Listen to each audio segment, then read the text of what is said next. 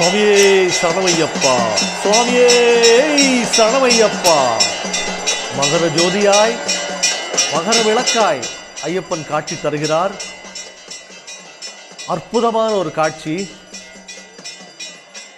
ஒரு வருடம் காத்திருந்து இன்று அவர் மீண்டும் தரிசனம் கொடுக்கிறார். இதை பார்ப்பதற்கு கோடிக்கணக்கான ஜனம் காத்து கொண்டிருந்தது. சுவாமியே சரணமையப்பா.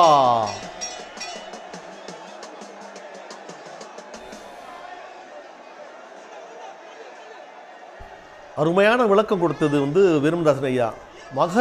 மகர விளக்கு ரெண்டு விதம். ஒன்று மகர நட்சத்திரம், அதுதான் ஐயப்பன். அதுக்கு தீபாராதனை காட்டுவது தான் இந்த மகர ஜோதி.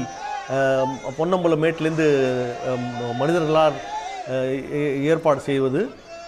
இதற்கு எந்த சர்ச்சையும் வேண்டாம், எந்த கான்ட்ரவர்சியும் வேண்டாம்.